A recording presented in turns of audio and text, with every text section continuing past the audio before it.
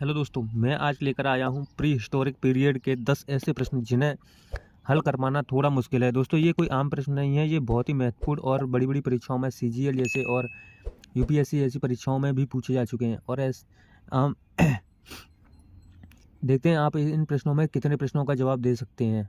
आप पहले आंसर सोच लीजिएगा फिर टिक कीजिएगा। दोस्तों अगर चलते हैं वीडियो शुरू करते हैं। जैसे कि पहला प्रश्न है, मोहनजोदड़ो के महान स्नानागार की संरचना कैसी थी? तो कैसी थी? वर्गाकार, त्रिभुजाकार, आयताकार या वृत्ताकार? तो इसकी संरचना कैसी थी?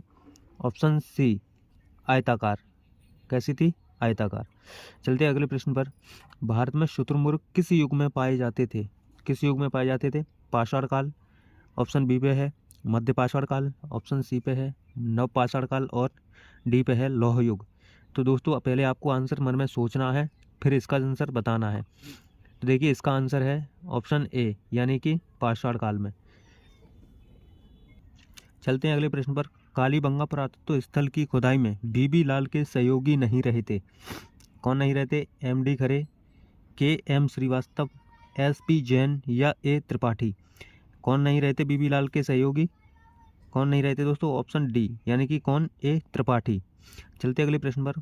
कौन सा काल पुरापाषाण काल के बाद आता है? कौन सा आता है? ताम्रपाषाण काल आता है या नवपाषाण काल या मध्यपाषाण काल या प्राचीन काल?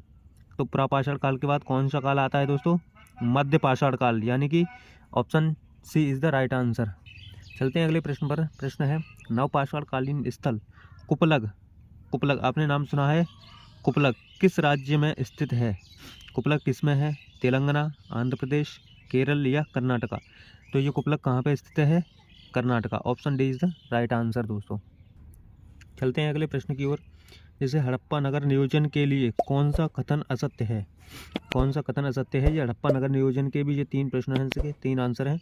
तो बताना है आपको। नंबर ए, हड़प्पा सभ्यता में अधिकांश नगरों में दुर्ग था। क्या ये ठीक है या गलत? हड़प्पा सभ्यता के प्रत्येक नगर में एक मंदिर था। ये ठीक है या गलत?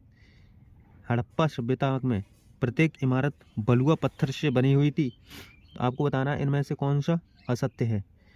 इस प्रश्न का आंसर आपको दोस्तों कमेंट में देना है। चल मैं अगले प्रश्न की ओर बढ़ता हूँ। कौन सा युग्म सुमेलित नहीं है?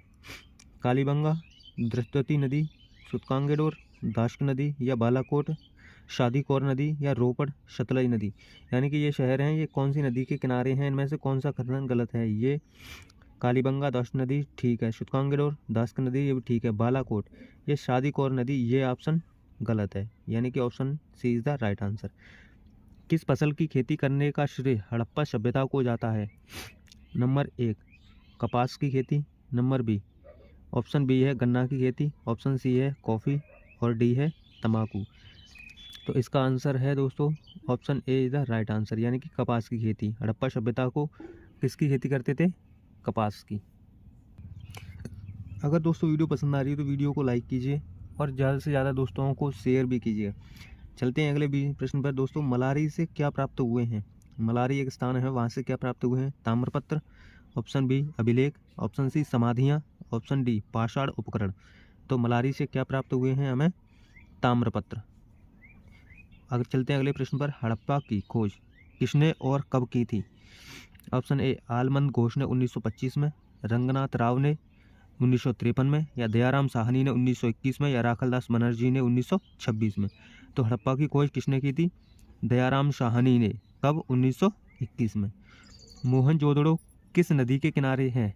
मोहनजोदड़ो किस नदी के किनारे है? Option A Ravi, option B Hindon नदी, ऑप्शन सी गंगा और ऑप्शन डी सिंधु नदी। तो दोस्तों मोहनजोदड़ो किस नदी के किनारे है? Option D is the right answer, यानी कि सिंधु नदी के किनारे।